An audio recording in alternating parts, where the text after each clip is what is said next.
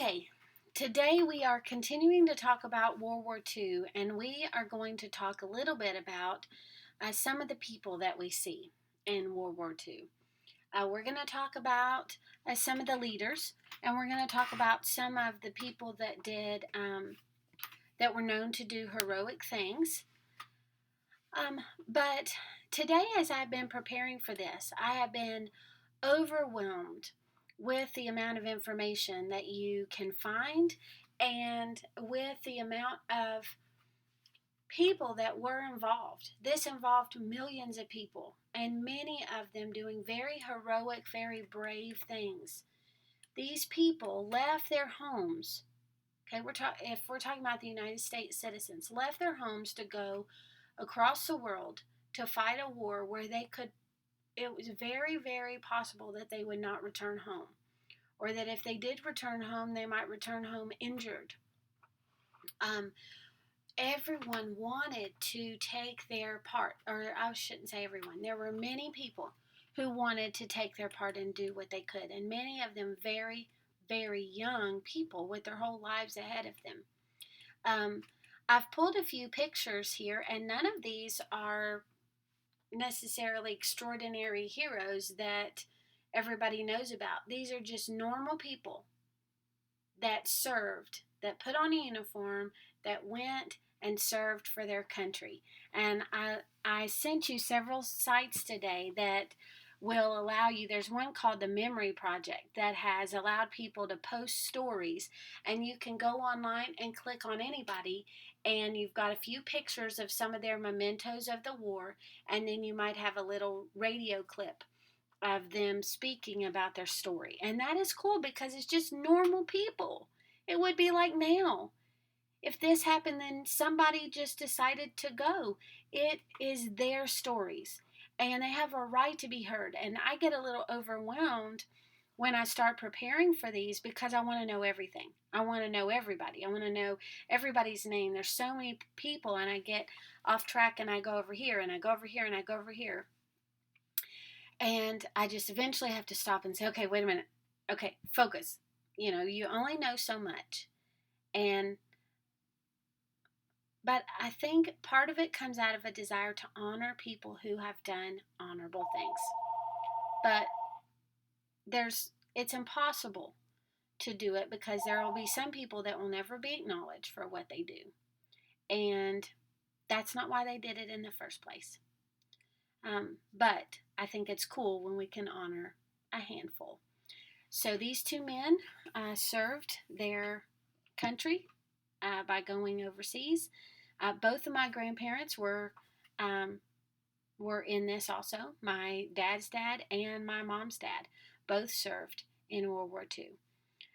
These women down here were Rosies. They were Rosie Riveters. They were ones that worked in the factories to provide the guns and the ammunition. And then this lady is honored at this training center because she was, if not I believe the first African American woman that served, and this is in the Coast Guard. And she volunteered to serve her country, even in a time where she would have been discriminated against and not treated the same as white members of society. She wanted to serve and do what she could, and so she volunteered for the Coast Guard, and I think lived to be 100, and was honored eventually. I want you to look at these faces because this impresses me too, and it makes me a little emotional because think of all the people you pass every day. Just some old person. Just some person you see either at church or in the grocery store. Well, we're not out very much right now, but what are their stories? How do you know that they're not heroes? How do you know that they haven't helped someone in an amazing way? Sorry. These people came back to be grandparents. This lady came back and got her doctorate degree in psychology. Maybe they came back and served their home and never went to school again, never did anything again, but be a mom and a grandma or a dad and a grandpa, but they serve their country in an honorable and a brave way. And I hope that in your lifetime you can meet a few people and that you can honor them by thanking them for how they have helped you, even when you didn't know it. When I was your age and I was growing up in church, we had these, I don't know if it was during Veterans Day or 4th of July. I think it was probably 4th of July. We honored a lot of the people who served in the military, and they would play each military branch's song, and people would stand up, and we would acknowledge and clap for the ones that served. Many of those people the older people in my church would have served in World War II. And one of the ladies I remember that stood up every year, she was an older lady, she was grandma age, stood up, and she served in World War II under, I think it was Waves, and we're going to talk about that in a minute, and under one of the women's military groups. And it's those people that are passing away, many of them now, and we're not hearing their stories. That's why I want you to go to this Memory Project site and hear some of their stories. They deserve to have their stories heard. Okay, so before I tell you a little bit more stories, first let's get to the leaders. This will dry my tears if I talk about the leaders of the opposite side, right? Okay, so the Axis leaders, the one we know mostly is Adolf Hitler, and he was the Führer of Nazi Germany. Führer meaning absolute leader. And the symbol, I wanted to show you this picture here because it shows the swastika, and this is the symbol of the Nazi Party. Many times, young kids will adopt symbols or will draw things just because maybe it's cool or they think it's interesting or there's something kind of forbidden about it even. But I want to warn you against that. Please never take this symbol as something that you want to either represent you or that you want to just draw because it's interesting. These things represented groups that were killing people in thousands, and it's not something to be proud of or to just to draw lightheartedly, but to recognize what it stood for. And so the symbol of the Nazi Party was the swastika. The fascist dictator of Italy, fascist meaning he took leadership in his own hands. This is him right here beside Hitler, Benito Mussolini. And then when I was looking up Japan, I realized there was an emperor, Hirohito, but it's almost like England's queen in that she wasn't really, the prime minister is really the leader and not the queen. It's the same thing here in Japan. The military leader of Japan at the time that would have made most of the decisions would have been Hideki Tojo. Not sure if I'm saying that right, but this guy right here. Okay, so there's our leaders on the Axis side. Allied leaders. So England's prime minister. Now, everyone knows Winston Churchill, but when the war started, we actually had Neville Chamberlain, and then he resigns in 1940, I think because of some things that didn't go the way they should have gone, and so he resigns and Winston Churchill comes to power. I put France on here, but France is very early taken over and occupied by the Nazi government. And so Charles de Gaulle is the president of France at the time, but he is not in the big three at the end because he doesn't have any bargaining. His country is taken over. He actually needs rescuing. So he's not really, the big three are these guys. 1, 2, 3. These three. Joseph Stalin here. Who is actually working with us in World War II, but we're actually afraid of in the Cold War. So he's a communist dictator, meaning he is in charge of his country, and the government runs them. They're not a democracy. And it's Russia, but at the time it's called the Union of Soviet Socialist Republics. Okay, and now we call it Russia, but they went under USSR before. And then FDR, we've talked about him before. That's why I didn't put very much there for him. But this is FDR, and I put him in front of the radio microphones because we've already talked about how much he used the radio and used those fireside chats to communicate with the people. So at the end, the ones that are working out the solution and the treaty are these three. But then, like we said before, he dies right at the end, and Truman comes in and takes his place. Okay, who was fighting? Who was fighting? So I have some of the kind of minority people up here. Now, we know that lots of men went over, and like I said before, I'm not belittling their stories, but there's so many. There's so many. Army, Navy, Air Force, Marines, so many that went over as cooks. There were ones that went over as photographers, as journalists. I'm going to send you a link that talks about some of the kind of odd jobs of the war. One of them is the butcher. So people that you don't think about that actually perform jobs that may not actually be shooting a gun, but that were needed. We had the USO, which were the entertainers.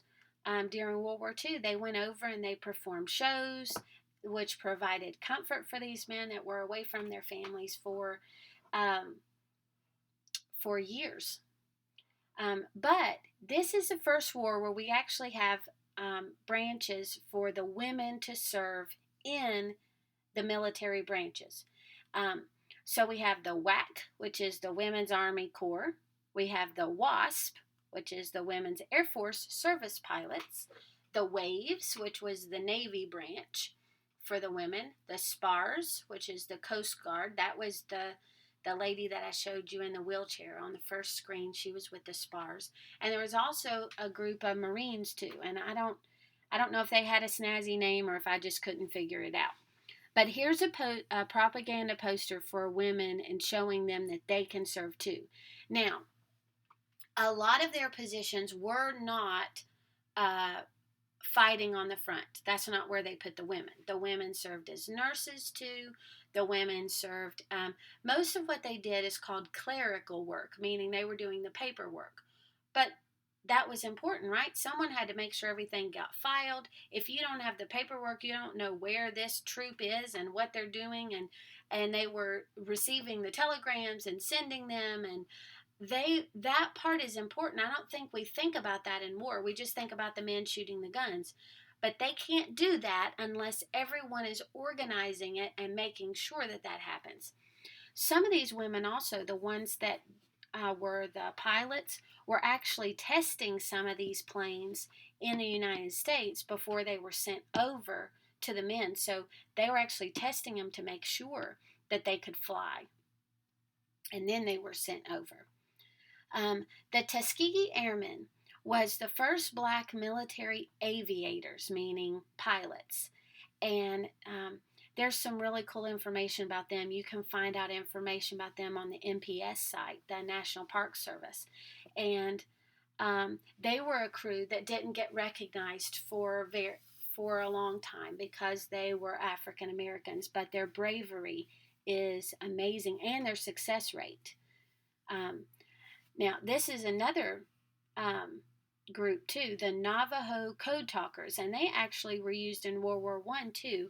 This was Navajo Indians and other different types of Indians also were used, and they used their languages, their native languages, to send code messages, and the enemy could not crack the code.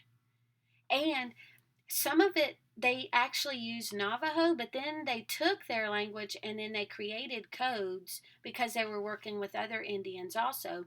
They created codes based on their language, and the enemies who was trying, because there's spies everywhere, right, who was receiving their messages couldn't crack their code because it was so good because it was based off of their language and nobody knew it. So this is a group that needs to be recognized too, and I think that's cool. But again, see, these are just a few that I know about, and there's so many.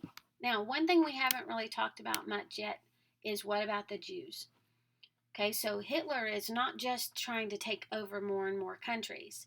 He is also wanting to eradicate the Jews, meaning get rid of them. Okay, he thinks that he is creating an Aryan race, pure German, and that the Jews are only defiling that. They're making it bad. And so he feels, for whatever reason, that his job is to get rid of the Jews. And how do you do that? How do you turn a whole people's mind against another people? And it's through slowly over time, and it's through making these people think that they are so important that they can't be damaged or harmed anyway by another people, and to prove that those people are damaging them. So he passes, when he comes into power, he passes the Nuremberg laws, which started taking away the rights of the Jews and their jobs, their homes, forced them eventually. They're forced to register that they're Jews, and they're given a card that has a J on it. So then, whenever the Nazi troops see the J, they know that this is a Jew, and they start taking away rights. They start moving them out of their homes and moving them into certain neighborhoods. You have to live here. Ghettos and camps where they're made to live. Then they're made to be identified in public by a yellow star. And I know that a lot of your minds are going, well, I just wouldn't do it. Well, I wouldn't. And I did read a book recently about a man who was working with some people and helping them get fake IDs that took the J off and giving them a false identity. But the Nazis were so forceful with this, and fear can cause you to do lots of things too, that they felt like they had to. And if you were caught and you were a Jew and you were trying to get away with it, then that was surely your death.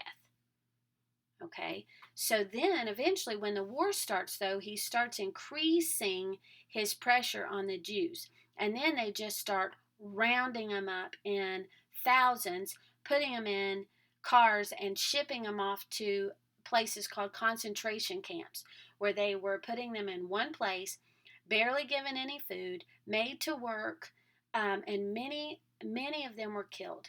Unfortunately, and it's really sad to think about and talk about, but they were just killed in masses on purpose. It wasn't like they just let them die because they didn't feed them either. They were on purpose killed. There were chambers that were called gas chambers where they just put them in by the hundreds and turned on the gas, and they died. And he did this. And you're like, how could he get away with that? Well, when news started coming out, first of all, not all the world knew he was doing this. Even when we were fighting him, we didn't know how bad it was. And people were, oh, he couldn't possibly be that bad. He couldn't be doing that. Well, when there were people that started reporting it and letting people know, and those are heroes too. The people who said, hey, you need to know what's going on. And some of them were even in the Nazi party that started being spies against Hitler. And so then we started realizing just how bad it was. And many people still didn't know how bad it was until we freed the concentration camps at the very end of the war. But, so then you ask your question, if it's so bad, if all this is going on and he is sending these people just by the thousands to these places, so did everyone just stand by and just watch it happen? Did people just say, oh my, that's bad, I wish he wouldn't do that? No. There were lots and lots and lots that took a stand. They began hiding people. They began smuggling them. I read this book the other day, Forging Freedom, about this man who was making fake IDs for his Jewish friends. He forged paperwork. He started. He got a group together that he pretended like he was German and that he was bringing a work troop out. And this was in Amsterdam. And so he was taking a group out and he forged all their paperwork. And by the end of the war, he led out hundreds of people. It says 400. He led 400 Jews to safety, 406 lives by the end of the war. Every one of those was a life that had him to thank for being, and he could have been taken and killed. Many of these people were. Not just the Jews, but anyone that spoke out against Hitler. That's why, fear will make people do lots of things. This book, The Plot to Kill Hitler, is about a pastor, Dietrich Bonhoeffer, and he actually was involved in a plot to kill Hitler and to help other people, and he was a spy, and he was caught along with several of his other brothers, and they were all executed. And many times these people were killed by a firing squad if they were found to be in resistance. There were many groups that were working against Hitler called resistance groups. And if you were found to be in one of those groups, you were killed. I mean, almost absolutely. And hundreds were, because there were hundreds, I would say thousands, working against him. Denmark, this whole book, if we were in school, we would have read a book called Number the Stars, and it is about Denmark and a story of their courage during the war. Denmark was occupied by the Nazis, and in almost overnight, this book is called Courage and Defiance. Almost overnight, they completely emptied Denmark of all Jews. There were so many people working together to get them out. They smuggled them in fishing boats. Scientists even came up with a mixture to put on handkerchiefs that was mixed with rabbit's blood and cocaine that would not. The Nazis used dogs to sniff and find them, but if they dangled this handkerchief in front of the dog's nose, it would temporarily get rid of their sense of smell, and they wouldn't be able to find the people hiding in the bottom of the boat. And Denmark was right across the water from Sweden, and Sweden was neutral. And so they smuggled a lot of Jews in these fishing boats across to Sweden so that they could be free and safe from Hitler. Here's another book, The Boys Who Challenged Hitler. This is about boys that were 14, 15, 16 years old. This was in Denmark also, that worked to, they put bombs on the trains that were carrying Nazi soldiers. They destroyed anything they could find, their cars on the road. They were constantly working against them to thwart what they were doing. This was an interesting story, how Curious George was saved. The writers of Curious George were German Jews that lived in Paris, and Paris was occupied, and so their Jews were being sent off, and they actually escaped and were able to get to the United States, and then eventually write Curious George. So this is interesting. I'm sharing all these books with you because these are the stories. There's so many stories. Going Solo is Roald Dahl, the one who wrote the BFG, and he has 2 autobiographical books. One, The Boy, and this one is about his time in World War II. And he was from England, so he got in right at the beginning and flew planes in World War II. And you can see I'm about halfway through this. I haven't finished. I've just gotten not very much of his war stories. This book, The Greatest Generation, it's by a writer, and Tom Brokaw is actually a news reporter. And this is stories and stories and stories of people during this generation who And he's calling this generation that survived the Depression and worked in World War II and then came home and provided for their families the greatest generation. What did they possess that we need, that made them do what was required at the time that it was required of them? And then to end today, I want to read. This was, remember I told you that Eleanor Roosevelt wrote a column every day called My Day? This is one written in the middle of the war after we had gotten involved. This is in 1943. And it says, in April 1943, more than 50,000 surviving Jews in the Warsaw Ghetto made a heroic, though ultimately futile, meaning it didn't work, last stand against their Nazi oppressors.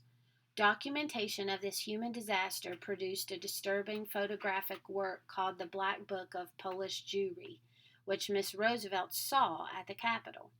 After D-Day, President Roosevelt offered a unifying prayer to the nation. Almighty God, our sons this day have set upon a mighty endeavor, a struggle to preserve our republic, our religion, and our civilization, and to set free a suffering humanity. They fight not for the lust of conquest. They fight to liberate. They yearn but for the end of battle, for their return to the haven of home. Some will never return. Embrace these, Father, and receive them, thy heroic servants, into thy kingdom. Now, so this is her column. Like everybody else, I am spending more time than usual reading the papers and listening to the radio these days, which is really not conducive to accomplishing much work. I did, however, go up to the Senate yesterday afternoon when the committee appointed to write the account of what had happened to the Jews in Poland presented the Black Book of Polish Jewry to the New York Senator Robert Wagner, Representative Saul Bloom, Representative Emanuel Seller, and Mr. Michael W. Strauss, First Assistant Secretary of the Interior Department. I hope that many people will see this book. The pictures speak more vividly than the written word. It is a horrible book, a book which explains the terrible statistics of the martyrdom of the Jews in Warsaw and makes one ashamed that a civilized race anywhere in the world could treat other human beings in such manner. In the evening, my daughter, her husband, and I were with the president when he read the prayer in which he hoped the nation would join him. It is a good prayer to read and reread in these coming days, and I think he is right in saying that instead of one day of prayer, we must keep on praying day by day until the long march to Berlin has been accomplished. Okay, now, after you watch this video, I want you to go to one of the sites, the Memory Project or any of the other sites that I have shown you where you can get stories. You can find stories on the Pearl Harbor site also, and it just says stories, and you click on that. And then I want you to come back to the comments, and I want you to give me 1 or 2 sentences about someone you read about. Okay? So we want to honor these people. So pick someone. Doesn't have to be someone everybody knows. Okay? Just one of the people. If you listen to their little story on the Memory Project, pick them and tell me a little bit about what they did. Okay? 1 or 2 sentences. So you're going to have to leave this for now. Go do that and then come back to the comments and give me a sentence or 2 about someone you learned about. And girls, there's plenty of women to read about if you want to read about them too. Okay? So find a hero, come back, and tell me about them.